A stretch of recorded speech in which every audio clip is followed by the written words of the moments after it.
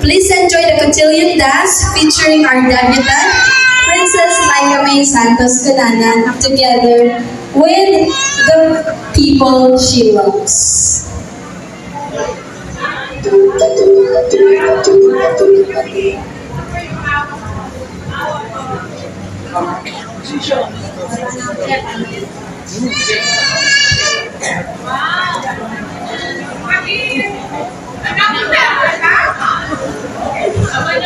Practice nila yun.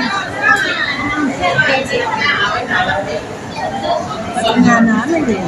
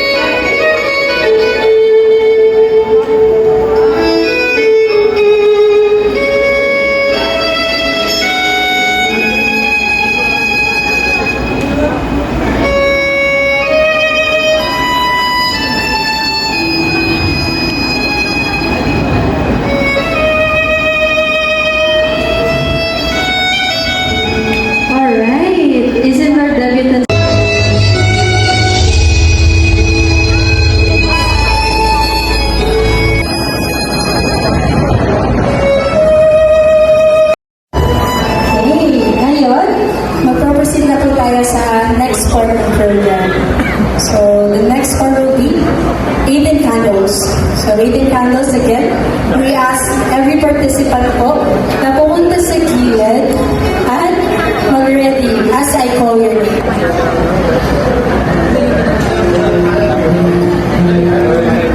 Okay. And do not be completed without heartfelt messages from people who have been part of the delegate's life. The 18 candle ceremony symbolizes guidance, wisdom, and love. May we now invite the selected candle bearers to come forward one by one and share their message to our delegate.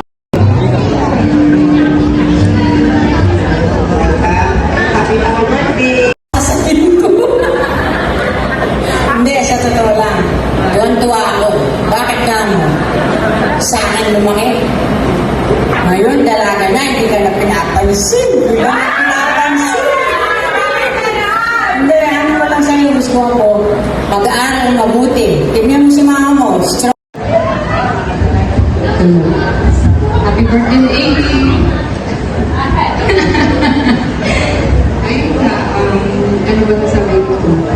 Alam naman natin lahat na lumaki ka. Maraming taon na hindi tayo nagkasama. Inaamin ko, maraming mga bagay na hindi ko alam ako sa iyo kasi nga lumaki ka kay lolo ko. Bilang isang nanay,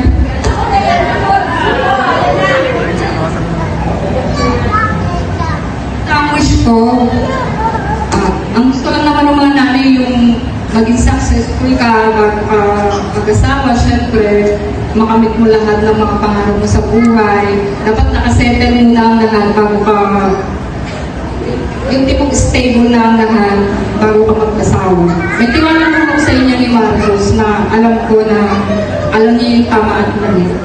Yun lang. Happy birthday! We would like to thank everyone that participated in our 18 candles. Thank you for the messages that you gave for our second round. Ngayon, hindi ko natin papatagalin and we will proceed right away to our 18 treasures. So first stop for our Katumbas, kahit anong halaga. Kahit, ito kasi pwede mo siya isang na-ibenta. Pero yung pagmamahal ko bilang isang ina, hindi mawawala, hindi ko mabibenta. Walang halaga. Naiiyak na yan. Naiiyak? Alam ko lang naiiyak.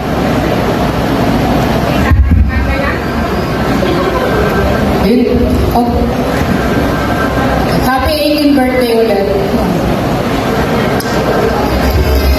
Alright, thank you so much po for your thoughtful gifts. Okay, so yun lang. Happy birthday ulit. Next.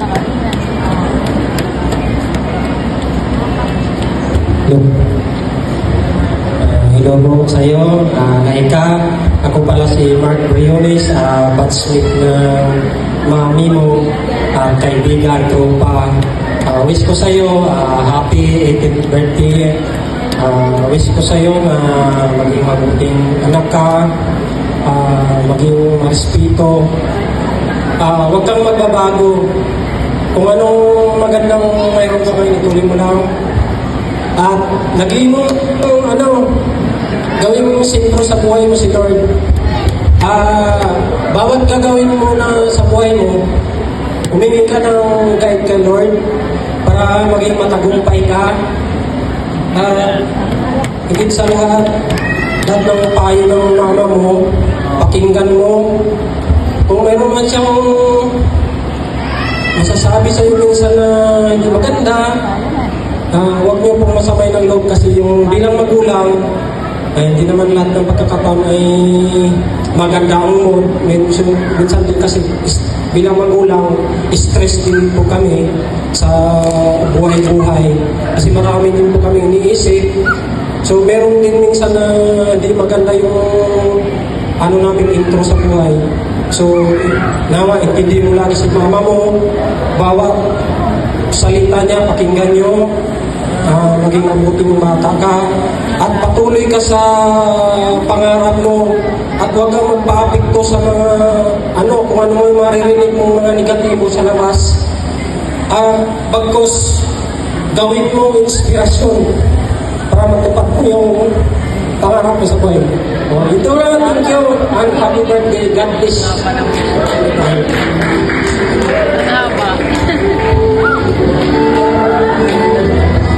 Sabi niya, naiiyak. Next will be Miss Sheila Gansano. Naiiyak ka pala nun? Sabi niya yung relasyon natin. Ha? Sabi niya yung relasyon natin. Dahil din yung kilala, syempre. Ka-work ako dati ni mama mo. So, happy birthday. Sana maging motivation mo yung paglayo ni mama mo para sa magandang kinabukasan ninyo. Kasi syempre, yung mga anak yung, kayamanan ng magulang. So, syempre bilang mga anak, so ang gusto lang naman ng mga magulang natin is maging successful tayo balang araw. Kasi syempre, ang magulang ayaw maranasan nila yung hindi nila naranasan. Kaya yung paglayo ni mama mo, gawin mong inspirasyon para mas lalo mong matapos yung pag-aaral mo. Kagaya yung sinabi ng mama mo, gusto niya maging matagumpay ka sa buhay. No, kasi pag-asawa mo yun, makakapaghintay yan. No, so lagi mo natatandaan si mama mo, nagpapakita para sa kanyang kapatid mo. So, happy birthday. Dito na lang. Hindi pa. Next will be Mr. Jeffrey Merkel.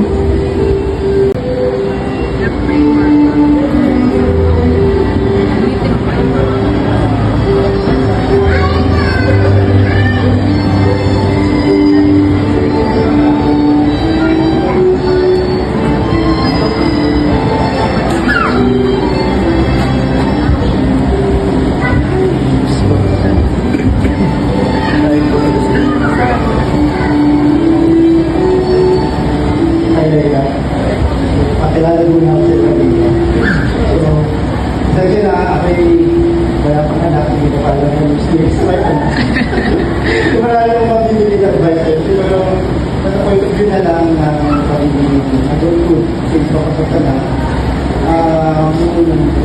advice ko lang, so you stay focused sa goals mo, and stay calm in a very challenges. And, you know, in life, we make mistakes, we have obstacles to encounter, but you just have to be secure of yourself and take ownership of everything you do. Every decision in life, whether it be good or bad, you just have to take ownership of it. Yun lang. Thank you. Next will be Mr. Jomar Tamayo.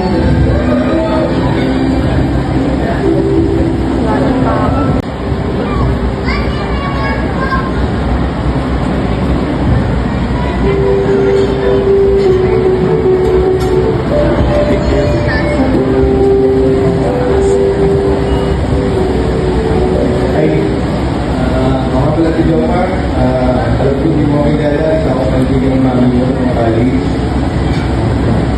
Happy birthday and God bless always.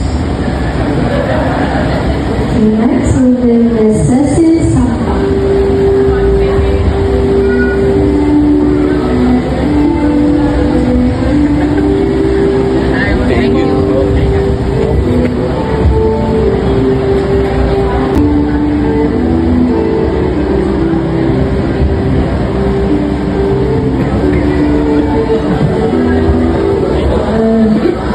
Happy birthday, Marika.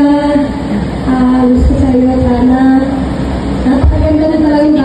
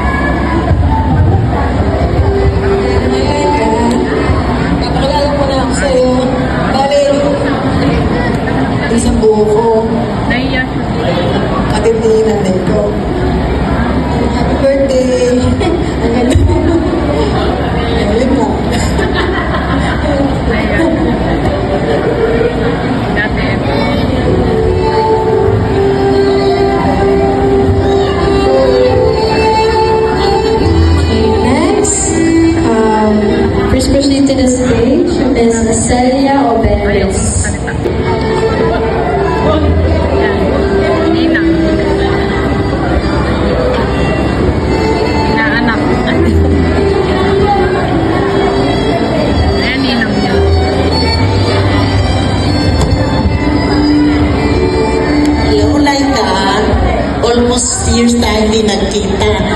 Pagkikita natin, nung binigyan nyo ka lang. Ngayon, dalaga ka na, 18 years ka na. Happy birthday, darling.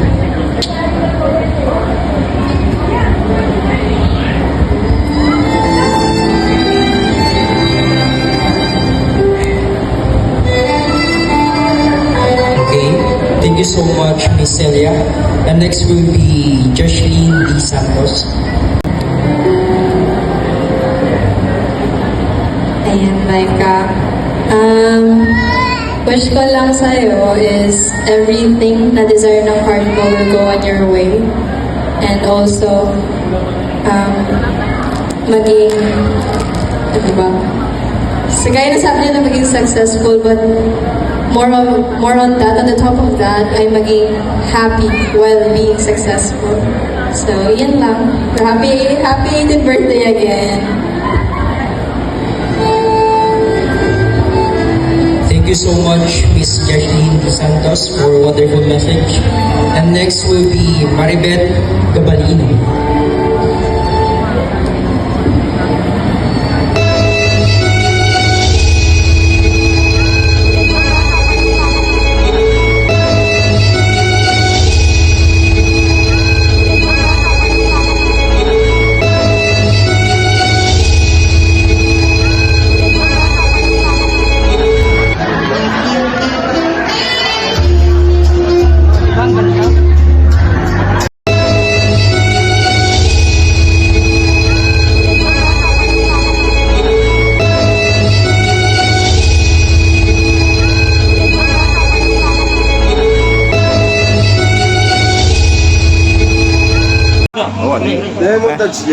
Carbon check.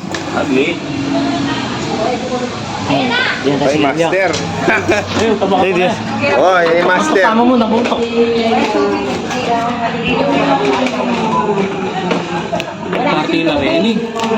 Anak, kinain na diabetes.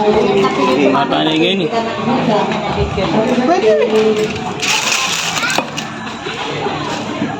Sariling video niya. Oo, ito yan. Kasi sunod yun. Kasi pagkata palit sunod ito. Adi, balik yung nga po yan. Kaya tayong kabila. Muntok yung kan. Ano?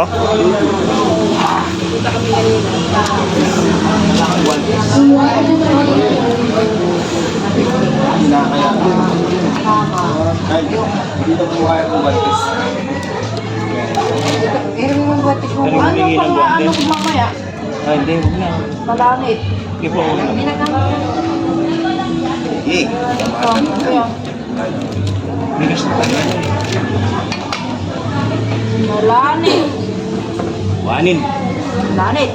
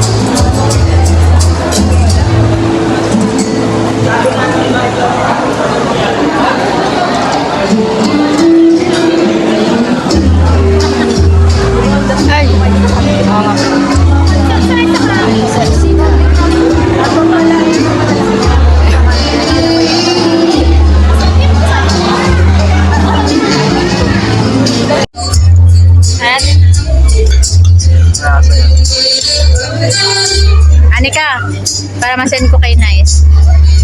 Bulso.